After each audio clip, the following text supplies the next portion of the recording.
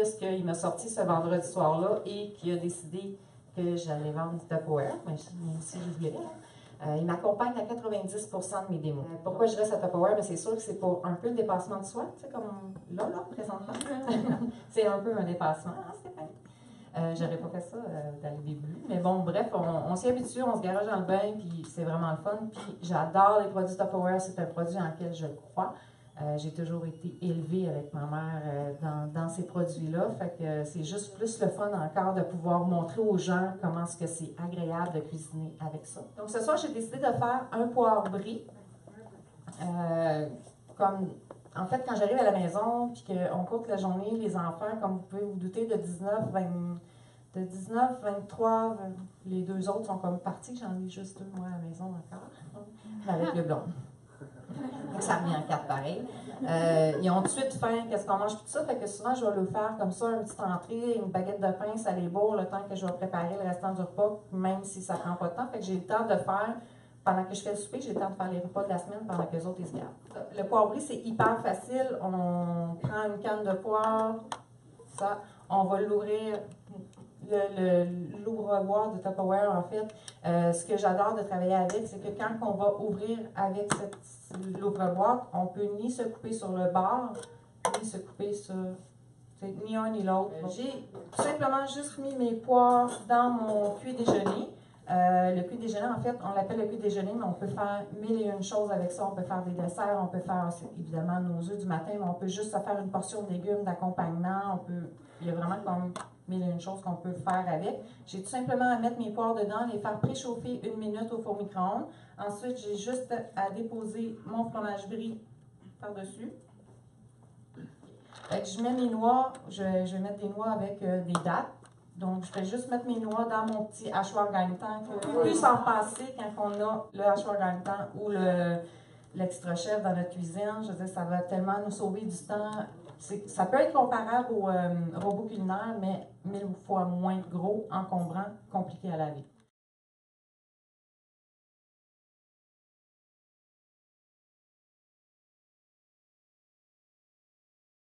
J'ai haché, dans le fond, on peut hacher des gousses d'ail, juste une gousse d'ail que je vais mettre dedans, puis je vais être capable d'aller le lâcher assez finement, même que j'aime mieux ça parce qu'on a plus le goût de l'ail que quand on va le prendre avec un presse-ail.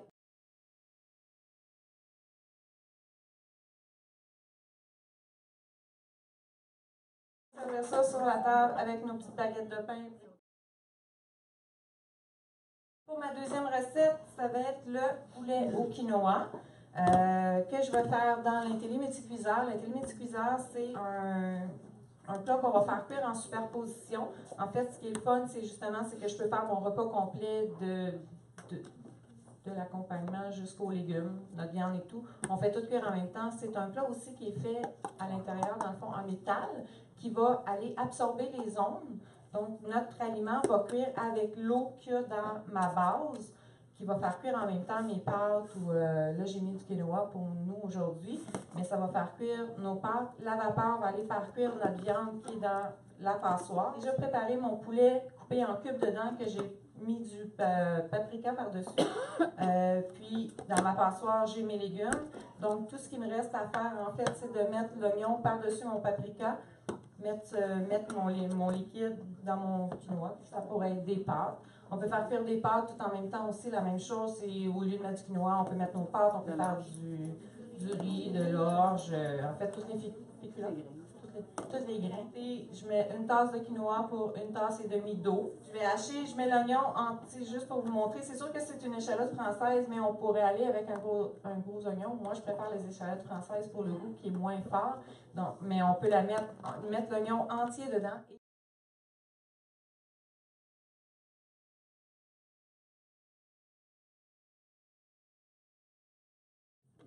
Donc, j'ai juste à mettre mes oignons comme ça par-dessus.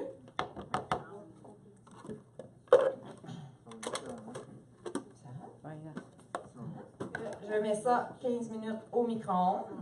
Après ça, il y a un 5 minutes de repos. Quand il sonne, il faut être patient. Il faut éloigner les enfants pour pas qu'ils commencent tout de suite à venir dégoûter parce que ça a besoin d'un 5 minutes de repos supplémentaire pour pouvoir continuer à terminer sa cuisson. On est sûr que c'est cuit. On n'a pas besoin de faire nos curieux ou pour regarder dedans. Puis, justement, il faut éloigner mouettes, c'est ça.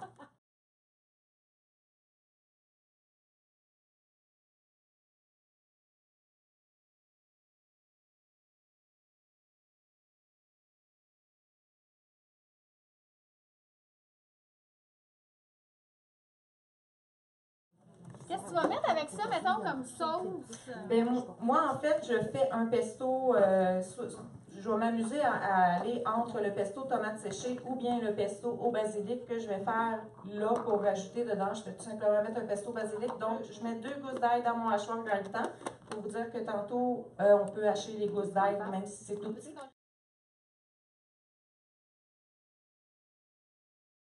Ensuite, je vais mettre nos fines herbes fraîches que je conserve, moi, dans mes intellifrais, parce que des fines herbes, quand on achète ça au magasin, mais c'est sûr que moi, j'ai la plante de basilic, là, mais quand on achète nos fines herbes au magasin, on ne peut pas vraiment les conserver longtemps, versus dans un intellifrais, ça se conserve vraiment longtemps, longtemps, longtemps. Puis, chez nous, ouais, c'est basilic et ciboulette.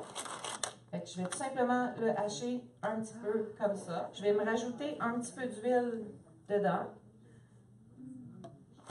Je le rebrasse et je ne sais pas si vous le sentez, mais ça fait tellement. Ça sent beau.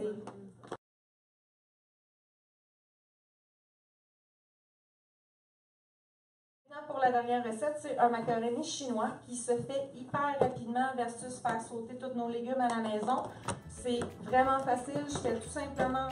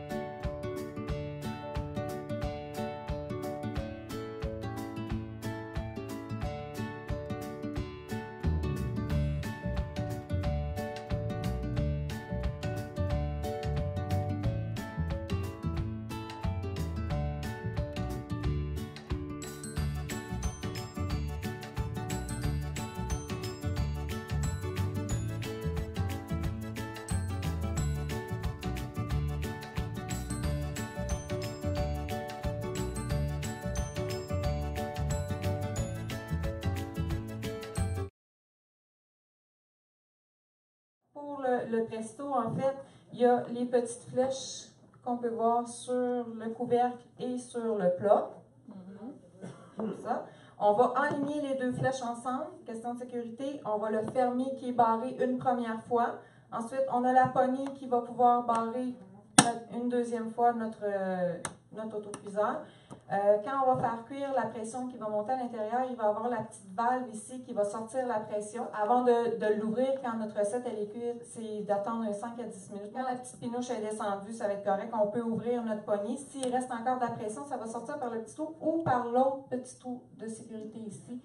Donc, il y a comme 3 sécurités qui vont faire sortir la pression. Alors, on peut faire des soupes, des sauces à spaghetti. J'ai fait cuire un rôti, des spare ribs. Tout ce qu'on ferait dans un rôti normal, sauf un quart du temps. Et de la sauce soya au goût, peu importe par la suite, mais ça nous donne vraiment. Ça.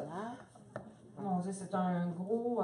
Moi, chez nous, c'est sûr que c'est un repas parce que c'est tous des adultes qui mangent pour 3, mais j'ai le lunch à mon conjoint le lendemain pour ça. Donc, 4 à 6 personnes, je vous dirais, là, en portion pour le macaroni chinois.